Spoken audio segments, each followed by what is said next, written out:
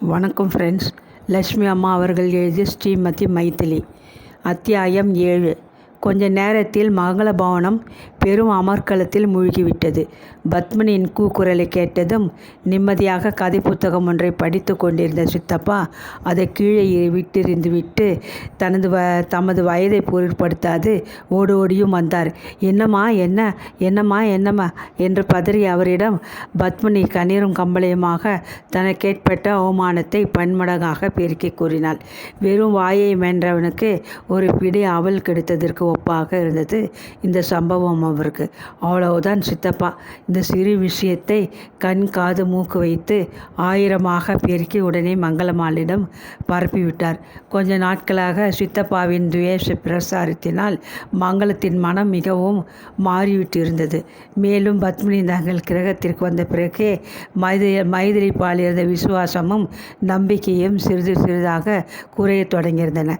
இந்த நிலையில் மங்களம்மாவுக்கு இந்த சிறு விஷயம் மிகவும் பெரிய அவமானகரமானதொரு காரியமாகவே புலப்படவே முகம் சிவக்க, இரத்தம் குதிக்க, நெஞ்சு படபடக்க தனது படுக்கையை நின்று அவள் குபீரென்று எழுந்து மூச்சு வாங்க ஒரே எட்டில் கீழே ஓடி வந்தாள்.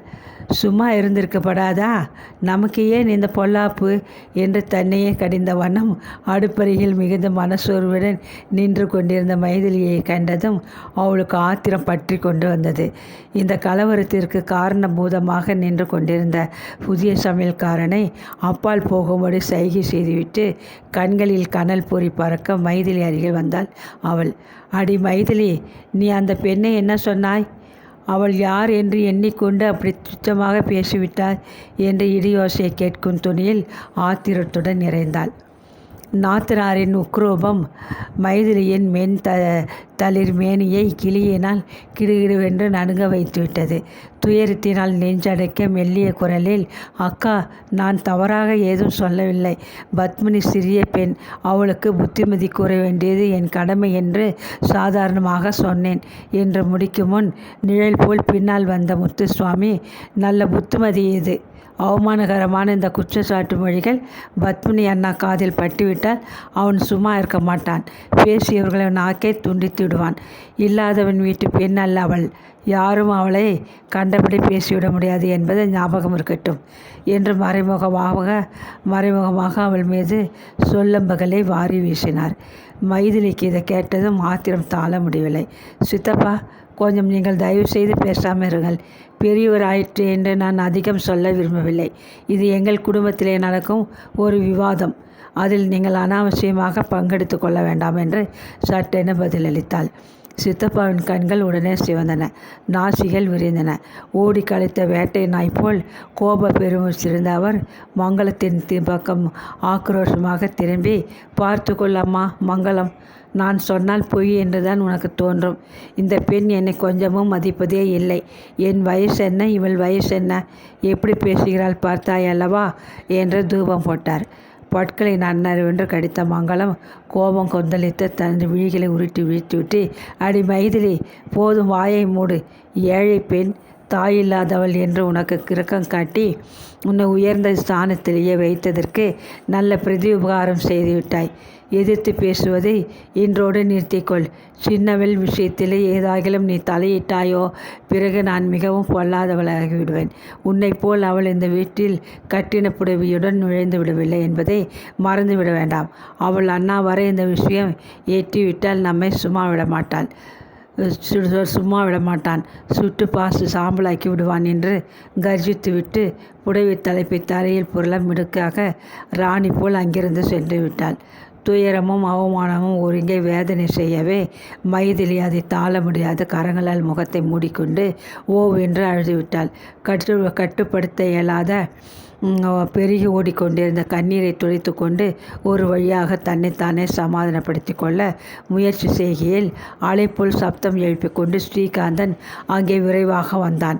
அவனது முகபாவத்தை கண்ணுற்ற மைதிலிக்கு மைத்துணரும் ஒரு மூச்சு சண்டைக்கு ஆயத்தமாக வந்துள்ளார் என்று உண்மை புலனாகிவிட்டது.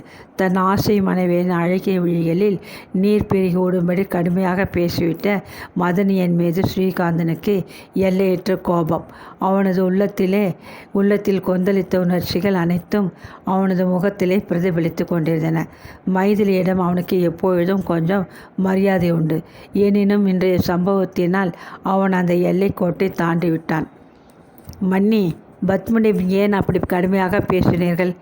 என் மனைவியை அவ்வாறு அவமானப்படுத்துவீர்கள் என்று தெரிந்திருந்தால் இந்த வீட்டில் ஒன்றாக வசிக்க நான் உடன்பட்டிருக்கவே மாட்டேன் என்று அதட்டலாக கூறிவிட்டு வந்த வேகத்தில் திரும்பிவிட்டான். நாத்தனார், சித்தப்பா, மைத்துனர் என்று ஒருவரின் ஒருவராக வந்து தாக்கியதனால் ஏற்பட்ட அதிர்ச்சி தாழ முடியாத மைதிலி நேரே சென்று தன் படுக்கையிலே படுத்துவிட்டாள். அன்று வெகு நேரம் சென்ற பின் வீடு திரும்பிய நீலகண்டனுக்கு மங்கள பவனத்திலே நடந்த அமர்க்களம் கொஞ்சமும் தெரிய வராதிருந்தது. தன் வேலைகளையெல்லாம் முடித்து கொண்டு வீட்டிற்கு அவன் வந்தபொழுது புயலுக்கு பின் கடலில் காணப்படும் ஒரு பெரும் அமைதியை காட்டிலும் மிக பெரும் அமைதி எங்கும் நிலவிருந்தது. வழக்கமாக தன் வரவிற்காக சமையல் கட்டில் காத்திருக்கும் மனைவியை அங்கே காணாதது அவனுக்கு சற்று விகல்பமாக படவே அவளை தேடிக்கொண்டு தங்கள் அறைக்கு வந்தான். கட்டிலின் மீது துவண்ட பூங்கொடி என சுருண்டு கிடந்த மைதிலியை கண்டு அவன் திடுக்கிட்டு போனான். சிவந்து வீங்கிய அவளது சோர்ந்த முகமும் அவனது திகைப்பை பன்மடங்காக்கவே, என்ன மைதிலி, அழுது இருக்கிறாய் போலிருக்கிறதே, என்ன நடந்தது என்று பரபரப்புடன் வினவினான். நடந்த விஷயங்கள் அனைத்தையும் கணவனிடம் கூறிவிட வேண்டும் என்று உடனடியாக உள்ளத்தில் தோன்றிய அவளை மைதிலி சட்டென கட்டுப்படுத்தி கொண்டாள். நீலகண்டன் மங்களத்தை விட முன்கோபக்காரன். அவனிடம் அது சமயம் நடந்ததை அவசரமாக எடுத்து கூறினால் அவ்வளவுதான், வீடு இரண்டுபட்டுவிடும் என்று உணர்ந்த மைதிலி சிரமப்பட்டு ஒரு புன்னகையை வரவழைத்து கொண்டு, ஒன்றுமில்லை, வர வர உடல் அலர்ச்சி எனக்கு தாழ மாட்டேன் என்கிறது. இது சமயம் யாராவது என்னிடம் அதிக வேலை சொல்லிவிட்டால் எனக்கு அழுகை வருகிறது என்றாள். படுக்கையின் ஓரத்திலே வந்து அமர்ந்து கொண்ட நீலகண்டன் மிகவும் அன்புடன் அவளது கலைந்த கூந்தலை விரல்களால் முக்கோதி சரிப்படுத்தினான். கண்களில் பெருகி நின்ற கண்ணீரை தனது கைக்குட்டினால் பில்ல துடைத்துவிட்டு, மைதிலி, ஏன் உடலை இப்படி வாட்டிக்கொள்கிறாய், இப்படி போட்டு வாட்டிக்கொள்கிறாய்? இது சமயம் தக்க ஓய்வு எடுத்துக்கொள் என்று நான் தினமும் கூறி வருகிறேனே. வேலை செய்யாவிட்டால் உன்னை இங்கே யார் அடிக்கிறார்கள்? சிறு குழந்தை போல அழுதிருக்கிறாயே, வெட்கம் வெட்கம் என்று பரிகாசமாக கூறிவிட்டு செல்லமாக அவள் கன்னத்தை வருடினான். கணவனின் களங்கமற்ற அன்பு மைதிலியின் உள்ளத்தை உருக்கவே அவளால் துக்கத்தை கட்டுப்படுத்தவே முடியவில்லை. தனது முகத்தை அவன் மடி மீது பதித்து கொண்டு தன் துயரம் முழுவதும் அடங்கும் வரை சிறு குழந்தை போல் வெகு நேரம் விக்கி அழுது கொண்டே இருந்தாள். ஒரு வழியாக மன சமாதானமடைந்த பின்னர் கண்ணீரை துடைத்து கொண்டு அவள், பிரசவ சமயத்திலே என்னை இங்குள்ள ஆஸ்பத்திரியில் ஏதேனும் ஒன்றில் அனுமதித்து விட வேண்டும். அதற்கு தாங்கள் இப்பொழுதே ஏற்பாடு செய்து விடுங்கள் என்றாள். நீலகண்டன் வாய்விட்டு சிரித்தான். மைதிலி, நீ கூறுவது வேடிக்கையாக இருக்கிறது. உன் இஷ்டப்படி ஆஸ்பத்திரியில் போயிருக்க அக்கா அனுமதிப்பாளா? பல வருஷங்களுக்கு பிறகு நமது வீட்டில் அருமையாக ஒரு குழந்தை பிறக்கப் போகிறது என்று ஆசையுடன் அவள் காத்திருக்கிறாள் என்று வெகுளித்தனமாக கூறினான். அக்காவின் மனப்போக்கை கொஞ்சமும் அறிந்து கொள்ளாத இந்த தம்பியின் மீது மைதிலியின் உள்ளம் இறக்கப்பட்டது. ஆஸ்பத்திரிக்கு போக வேண்டும் என்று ஒரு எண்ணம் தோன்றிவிட்டது. அதனால் சொன்னேன், இன்னும் 2 மாத காலம் இருக்கிறது, அதற்குள் நாம் இதை பற்றி விவாதிப்பானேன் என்று கூறி புன்முறுவல் செய்தாள். கணவனின் அன்பிலே அவளுக்கு சற்று முன் நடந்த பெரிய பூசலும் அதனால் ஏற்பட்ட துயரமும் சூரியனை கண்ட பனி போல் சடுதியில் மறைந்துவிட்டன. இந்த சம்பவத்திற்கு பிறகு மங்களம்மாளுக்கு மைதிலி மீது வெறுப்பும் சந்தேகமும் அதிகரிக்க தொடங்கின. அவளது விபரீத மனப்போக்கை பத்மினியும் சித்தப்பாவும் அடிக்கடி தூண்டிவிட்ட வண்ணம் இருந்தனர். மைதிலி வீட்டை நிர்வகிக்கும் முறையை பற்றி அடிக்கடி ஏதாவது குற்றம் கண்ட வண்ணம் இருந்தார் முத்துசுவாமி. ஓரத்தின் நிர்வாக திறமையில் குறைகள் கண்டது போதாது போல் அவளது நடவடிக்கையில் வீணான தவறுகள் கண்டு அவைகளை தக்க சமயங்களில் ஒன்றை பன்மடங்காக்கி நாத்தனாரிடம் கூறி அவளது சந்தேகத்தை பலப்படுத்தினாள் பத்மினி.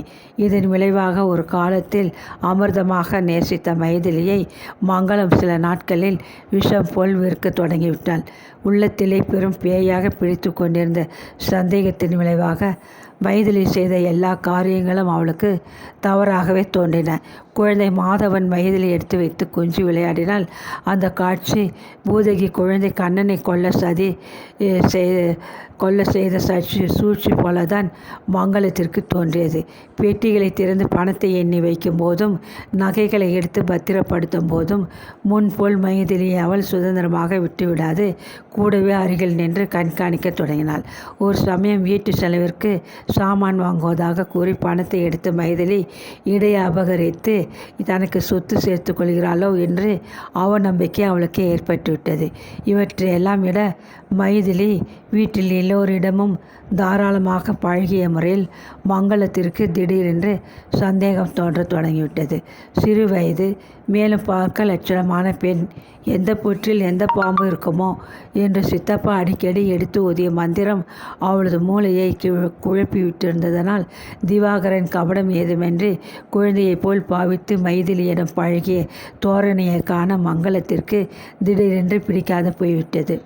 உடல் சிரத்தையை கூட பொருட்படுத்தாது திவாகரன் ஏவிய காரியங்களை கவனிக்க மைதிலி சென்ற போதெல்லாம் அவளும் கூடவே சென்று கொண்டிருந்தாள். ஒரு நாள் அந்திப்பொழுது ஒரு கட்டு காகிதங்களுடன் ஆஃபீஸிடென்று திரும்பிய திவாகரன் வீட்டிற்குள் நுழைய முன்னே மைதிலி என்று அழைத்து கொண்டு வந்தார். ஒரு கூஜா குளிர்ந்த நீரை எடுத்து கொண்டு உடனே வாமா, இந்த காகிதங்களை எல்லாம் அவசரமாக கவனித்து ஆக வேண்டும் என்று கூறிவிட்டு அவர் மாடி அறைக்கு சென்று விட்டார். திவாகரன் காகித கட்டுகளை ஆராய்ந்து ஏதோ அவசரமாக கூற அதை கருத்துடன் ஒரு நோட்டு புத்தகத்தில் எழுதி கொண்டு மைதிலி அவர் எதிரே அமர்ந்திருந்த காட்சியை சித்தப்பாவினால் காண சகிக்கவே முடியவில்லை. உடல் அயர்வாக படுத்திருந்த மங்களத்திடம் ஓடி இதை கற்பனை கலந்து மிகவும் தவறாக எடுத்து கூறினார். நான் சொன்னால் கேட்கவே மாட்டேன் என்கிறாய் மங்களம், நீ உன் கண்களாலேயே போய்ப்பார். விளக்கு வைத்தாகிவிட்டது. இந்த வேலையில் ஒரு சிறு பெண்ணுக்கு தனியாக ஒரு புருஷனிடம் என்ன வேலை? பங்களா வேலைக்காரர்கள் அனைவருக்கும் இந்த விஷயம் தெரியும். எல்லோரும் இதை பற்றி கூடி கூடி பேசி சிரிக்கிறார்கள். உன் கணவன் மீது நான் குற்றம் சொல்ல மாட்டேன். ஆண்கள் மனது எப்பொழுதுமே கொஞ்சம் சபலமுடையது தான்.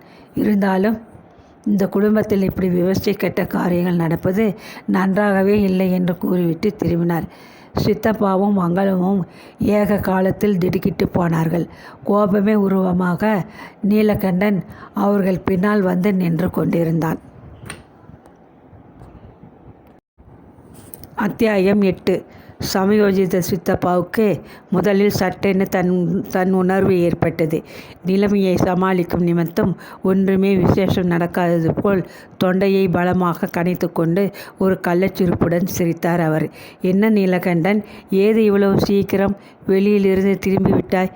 உன்னை இது சமயம் நான் சிறு கிஞ்சித்தும் எதிர்பார்க்கவே இல்லை என்று கூறிவிட்டு தமது பொய்ப்பற்கள் அனைத்தையும் காட்டி நகைத்தார். வாயை மூடுங்கள் சித்தப்பா.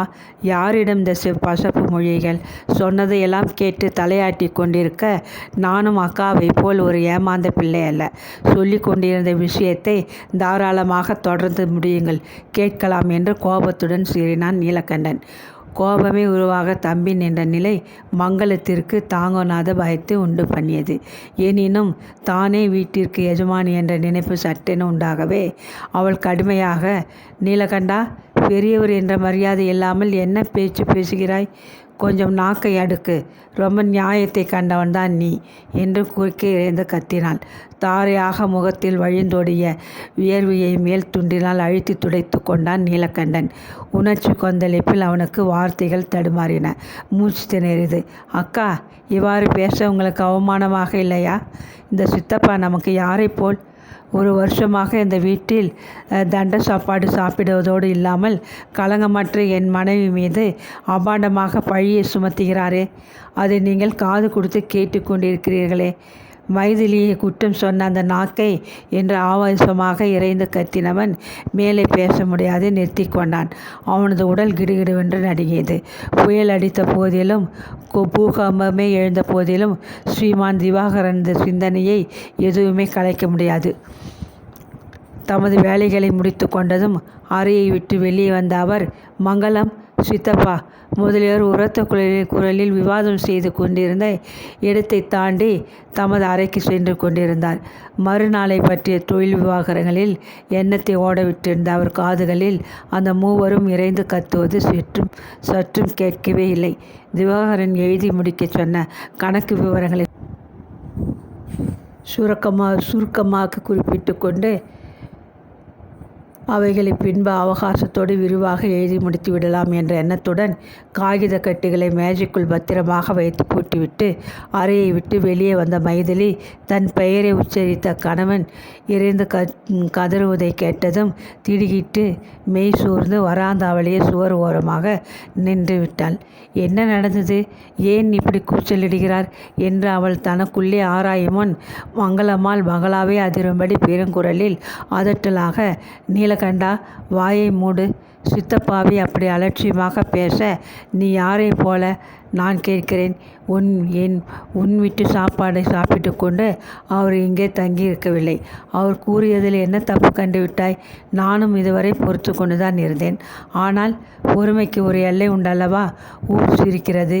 வாயால் சொல்லக்கூட வெட்கமாக தான் இருக்கிறது. மைதிலியின் நடத்தை இங்கே உள்ள எல்லோருக்கும் வெட்ட வெளிச்சமாக தெரியும் என்று கர்ஜித்தாள். அக்கா என்று நீலகண்டன் ஆச்சரியமும் துயரமும் தாங்க முடியாது அலறினான். மின்சாரத்தினால் தாக்குண்டவள் போல் இதை கேட்டு அதிர்ச்சி அடைந்து போன மைதிலி தலை சுற்ற சுவரின் மீது ஆதரவுடன் சாய்ந்து கொண்டாள். திகைப்பிலே அவள் இருதயம் இரண்டாக வெடித்துவிடும் போல் வேகமாக அடித்து கொண்டது. நான் இதை பற்றி பேச வேண்டாம் என்று இதுவரை வாயை மூடிக்கொண்டுதான் இருந்தேன். ஆனாலும் என்னாலேயே சகிக்க முடியவில்லை. உன் மனைவியை என்னவென்று எண்ணிக்கொண்டிருக்கிறாய்? படுநீலி. என் வாழ்விலேயே மண்ணை அள்ளி போட பெரிய திட்டமல்லவா போட்டுவிட்டால். நான் வீட்டில் இல்லாது வெளியே போயிருக்கும் சமயமெல்லாம் மாடியில் அவருடன் தனியாக இவளுக்கு என்ன பேச்சு வந்திருக்கிறதாம்? நீலகண்டா, நான் அதிகம் பேச விரும்பவில்லை. என் கணவர் மீது எந்த குறையும் கூற மாட்டேன். புருஷர்கள் சுபாவம் தெரிந்ததுதான். ஆனால் மைதிலி இவளுக்கு ஈடுகெட்ட பெண்ணாக இருப்பாள் என்று நான் எண்ணவே இல்லை என்று படபடவென்று புரிந்து தள்ளினாள் மங்களம். அவமானத்தினால் உடல் கூணி பொறிவிட்டது நீலகண்டனுக்கு. உணர்ச்சி வசத்தால் நான் தடுமாறியது. அக்கா, உங்கள் மூளை கலக்கம் ஏற்பட்டிருக்கிறது என்பதில் சிறிதும் சந்தேகமில்லை. அத்திமேர் எனக்கும் மைதிலிக்கும் தந்தைக்கு ஒப்பானவர். கள்ளம் கபடமற்ற என் மனைவி மீது இத்தனை பெரிய பழி சுமத்த உங்களுக்கு எப்படிதான் மனம் வந்ததோ? அக்கா, சித்தப்பாவின் துர்போதனையில் நீங்கள் சித்தம் இழந்து விட்டீர்களா என்ற ஆச்சரியத்துடன் கேட்டான். நீலகண்டா, இது யாருடைய போதனையும் இல்லை. பாம்பின் கால் பாம்பரியம் அல்லவா? அதுபோல் ஒரு பெண்ணின் மனப்பான்மை இன்னொரு பெண்ணுக்கு சட்டென புரிந்துவிடும். மைதிலி பார்வைக்கு வேலி போல் இருந்தாலும் லேசுப்பட்டவள் அல்ல. என் குடும்பத்தையே குலைக்க வந்த படுநீலி அல்லவா? ஒரு வருஷ காலமாக நானும் ஜாடையாக கவனித்து கொண்டுதான் வந்தேன். என் மேல் விசுவாசமுடையவள் போலவும் என் குழந்தை மேல் பாசமுள்ளவள் போலவும் அவள் நடித்த நடிப்பெல்லாம் எதற்கு? என் கணவரை தன் கையில் போட்டுக்கொள்ள எனக்கா தெரியாது என்று இறைந்து ஆர்ப்பரித்தாள். நாரச போல் வந்து விழுந்த இந்த பழி சொற்கள் கபடமற்ற மைதிலின் உள்ளத்தை 1000 வேல்கள் போல் கொடுமையாக தாக்கின. நிறை மாத கர்ப்பிணியான அவளால் இதை சகிக்கவே முடியவில்லை. நாத்தனாரா இப்படி அவளர் தூரம் பேசுகிறாள் என்று நம்ப முடியாத அவள் மருண்டு மங்களம்மாள் இருந்த திக்கை நோக்கி ஒரு அடி எடுத்து வைத்தாள். அவள் கண்கள் இருண்டன. தலை சுற்றியது. அடுத்த கணம் அவள் தடால் என்று கீழே மயக்கமொன்று விழுந்து விட்டாள். மைதிலி கண்களை விழித்து கொண்டு பார்த்தபோது தங்கள் அறையில் படுக்கையின் மீது தான் படுத்திருப்பதை உணர்ந்தாள். அருகில் நாற்காலி ஒன்றில் நீலகண்டன் கவலையே வடிவமாக அமர்ந்திருந்தான். அறைக்குள் எறிந்த விடிவெளிக்கின் மங்கிய ஒளியில் மைதிலிக்கு அவன் முகத்தில் படிந்து நின்ற துயரத்தின் சாயை பூரணமாக புலப்படவில்லை. கட்டிலில் அவள் திரும்பி படுவதை கண்ணுற்ற நீலகண்டன் அருகில் நெருங்கி மிகவும் கனிவாக, மைதிலி, இப்பொழுது எப்படி இருக்கிறது என்று வினவினான். கொஞ்ச நேரத்திற்கு முடிந்த யாவும் அவளது மூளையில் பளிச்சென்று உதயமாகிவிட்டதனால் மைதிலிக்கு துயரம் நெஞ்சை அமுக்கியது. சற்றென்று பேசவே முடியவில்லை. தன் அருகில் வந்து உட்கார்ந்து கொள்ளும்படி கணவனுக்கு ஜாடை காட்டினாள். மைதிலி, உடம்பு எப்படி இருக்கிறது? தலையை வலிக்கிறதா? கொஞ்சம் பழரசம் சாப்பிடுகிறாயா? பாலை சூடு பண்ணி தரட்டுமா? ஒரு வாய் சாப்பிடு. உடம்பு கலகலப்பாகிவிடும் என்று பலவிதமாக உபசாரம் செய்த அவன் அவளது வேண்டுகோளின்படி படுக்கையின் ஓரத்தில் வந்து உட்கார்ந்தான். அவனது இரு கரங்களையும் அன்புடன் பற்றிய மைதிலி அவைகளை தன் கன்னங்களின் மீது பொருத்தி கொண்டாள். நெஞ்சில் துக்கம் குமரி தொண்டையை அடைக்க அவனை மிகவும் பரிதாபமாக நோக்கி, அக்கா கூறியவற்றை நீங்கள் நம்புகிறீர்களா என்று கேட்டாள். அதற்கு மேல் பேச முடியாத போகவே துயரம் தாளாது விக்கி விக்கி அழுதாள். பச்சதாபத்தினால் நீலகண்டனது உள்ளம் பாகாய் உருகிவிட்டது. தனது அருமை மனைவி செய்த ஊழியங்கள் அனைத்திற்கும் பிரதிபலமாக ஏதும் நல்லது செய்யாவிடனும் இவ்வாறு அவமானப்படுத்திவிட்ட அக்கா மீது அவனுக்கு ஏற்பட்டிருந்த சினத்தை விவரிக்கவே முடியாது. மைதிலி, உனக்கு என்னை பற்றி ஏன் இந்த சந்தேகம்? கள்ளங்கபடமற்ற உன் மீது பழி சுமத்த உள்ளத்தினால் எண்ணினால் கூட அது மகாபாவ பாவமாயிற்றே. இருக்கட்டும்.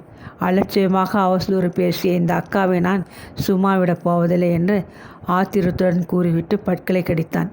நீலகண்டன் இந்த கரங்களை அன்புடன் பற்றி கொண்ட மைதிலி, எனக்கு ஒரு உதவி செய்வீர்களா? செய்வேன் என்று கூறுங்கள் என மிகவும் கெஞ்சி கேட்டாள். இந்த உலகில் இன்றுடன் உனக்கு நான் ஒருவனே சதம் என்றும் எனக்கு நீ ஒருத்திதான் சதம் என்று ஆகிவிட்டோம். பணம், பதவி இவைகளுக்கு முன்னால் அப்பா, அம்மா, அக்கா, தம்பி என்ற உறவு முறைகள் செல்லாது என்று பெரிய உண்மை எனக்கு இன்று புலனாகிவிட்டது. எனது அகக்கண் திறந்துவிட்டது. ஆகையினால் வாழ்விலே என்னையே நம்பிக்கொண்டிருக்கும் உனக்கும் நான் என் உயிரை கொடுத்தாகிலும் கடமை புரிய வேண்டும். அதுபோல நீயும் எனக்கு இனி செய்தாக வேண்டும். என்ன உதவி உனக்கு வேண்டும்? தாராளமாக கேள். உனக்கு இல்லாதது ஒன்றுமே இல்லை என்று ஆவேசமாக பேசினான் அவன். விழுந்தவுடன் என்னை ஒரு வண்டியில் ஏற்றி பக்கத்து கிராமத்திலுள்ள என் பாட்டி வீட்டுக்கு அனுப்பிவிடுங்கள். தன்னுடன் கூட ஒரு 10 நாள் தங்கி இருக்கும்படி பாட்டி என்னை எவ்வளவோ முறை வற்புறுத்தி அழைத்திருக்கிறாள். தூர உறவினர் வீட்டிற்கு எதற்கு போவது என்று அப்பொழுதெல்லாம் அக்கா எனக்கு உத்தரவு கொடுக்க மறுத்துவிட்டிருந்தார். இந்த சமயம் தன்னுடன் என்னை சில நாட்கள் கூட வைத்து சீராட்ட பாட்டிக்கு மிகவும் திருப்தியாக இருக்கும். பிறந்து விட்டார்கள் என்ற உரிமை பாராட்டி கொள்ள தற்சமயம் ஜீவியவந்தராக இருப்பது இந்த பாட்டி ஒருத்திதான். தயவு செய்து மறுக்காது என்னை அங்கே அனுப்பி வையுங்கள். கிராமத்து சூழ்நிலையில் பாட்டியின் அன்பு மொழியில் என் இருதயத்தில் ஏற்பட்டுள்ள இந்த பெரும் புண்ணை ஆற்றிக்கொள்ள முயற்சி செய்வேன் என்று துயரத்தினால் தடைப்பட்ட மெல்லிய குரலில் கெஞ்சி கேட்டாள் மைதிலி. அவளுடைய அழகிய பெருவிழிகளில் பொங்கி வழிந்த கண்ணீரை மிருதுவாக துடைத்த நீலகண்டன் அவள் அருகே குனிந்து தனிவாக, கவலைப்படாத மைதிலி, உன் இஷ்டப்படியே அங்கே அனுப்பி வைக்கிறேன். நீ விரும்பினாலும் விரும்பாவிட்டாலும் காலை விடிந்த பிறகு இங்கே அரைக்கணமும் இனி தங்குவதில்லை என்று தீர்மானித்து விட்டேன். உன்னை இவ்வளவு அவமானப்படுத்திய பின்பு இந்த வீட்டில் இனியும் நாம் எப்படி நீடித்து வசிக்க முடியும் என்று கேட்டான். தம்பியை அக்காவிடமிருந்து பிரித்து விட்டால் என்னை பற்றி பலர் வம்பு பேசுவார்கள்.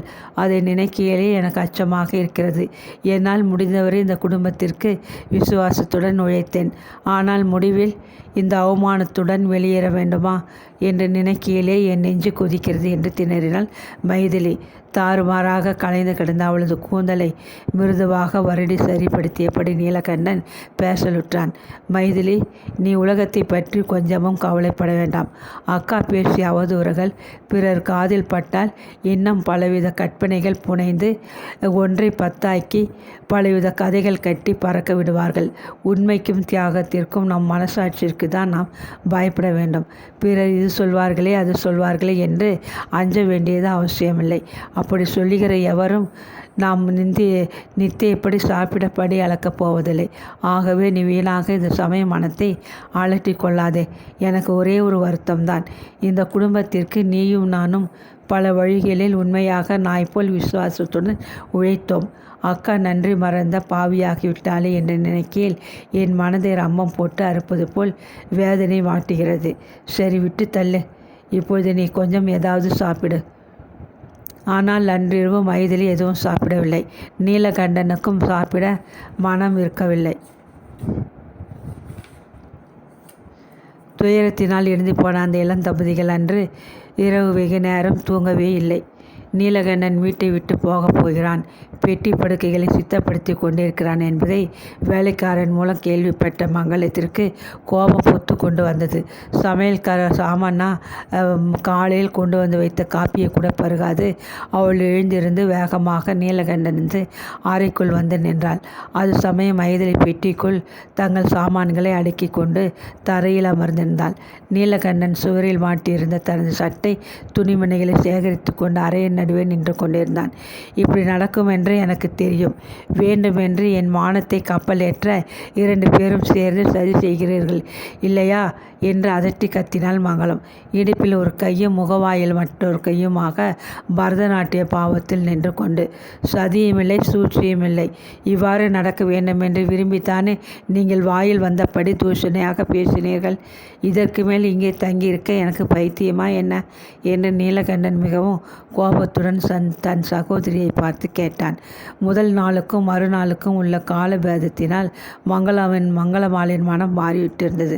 ஆத்திரத்தினாலும் அனாவசியமான பொறாமையினாலும் மைதிலியை பற்றி வாயில் வந்தபடி பேசியது எவ்வளவு தவறு என்பதை அவளது மனசாட்சி குத்தி காட்டவே அவளுக்கு தாங்கனாத பயம் ஏற்பட்டுவிட்டது. நீலகண்டா, இதெல்லாம் என்ன? ஏதோ உன் பொண்டாட்டி அசட்டுத்தனமாக நடந்து கொள்கிறாள் என்று கண்டித்தால் புருஷன் நீ அவளுக்கு புத்தி சொல்லி அரவணைத்து கொண்டு போக வேண்டும். அதை விட்டு என்ற முடிக்கு முன் நீலகண்டன், அக்கா போதும் உங்கள் உறவு. வார்த்தைகளை வாரி வீசிவிடுவது எளிது, ஆனால் அவைகளை அள்ள முடியாது. கள்ளங்கபடமற்ற மைதிலியை அபாண்டமாக பேசிய பெண் இந்த வீட்டில் எனக்கு என்ன உறவு எண்ணி இருக்கிறது? நேற்றிலிருந்து நீங்கள் எனக்கு அக்கா என்ற பந்தமும் நான் உங்கள் தம்பி என்ற சொந்தமும் அஸ்தமித்து விட்டன. இந்த வீட்டின் அருகே என் நிழல் கூட படியாது என்பது ஞாபகம் இருக்கட்டும் என்று குரோதமாக பேசிவிட்டு பரிகாச தோரணையில் 2 கைகளையும் தூக்கி குவித்து நமஸ்கரித்தான்.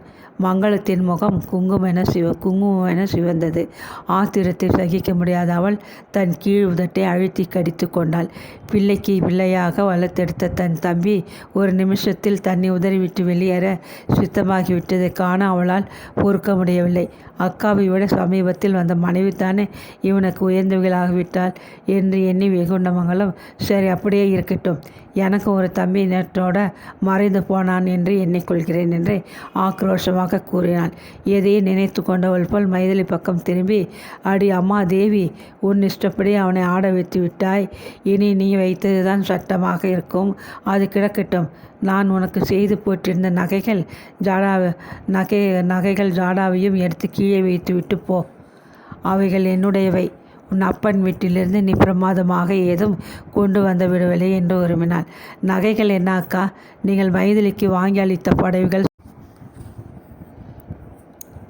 புடவைகள் ஜாமான்கள் அனைத்தையும் இங்கே வைத்து விடும்படி ஏற்கனவே அவளிடம் நானே சொல்லிவிட்டேன். மேலும் தாங்கள் இதுவரை என்னை குழந்தையிலிருந்து போகித்ததற்கும் படிக்க வைத்ததற்கும் என்னால் முடிந்தவரை ஒரு கணக்கை தயார் செய்து அதற்குண்டான தொகைக்கு தங்கள் பெயருக்கு ஒரு செக் எழுதி தயாராக வைத்திருக்கிறேன். அதையும் கொடுத்துவிட்டு போய்விடுகிறேன். இந்த பணம் நான் வேலை செய்து சம்பாதித்ததில் சேர்த்து வைத்த பணம். ஆகவே அதை கொடுத்து ஒரு வழியாக உங்கள் கடனை நான் தீர்த்து விடுதலை பெற்றுக்கொள்கிறேன் என்றான்.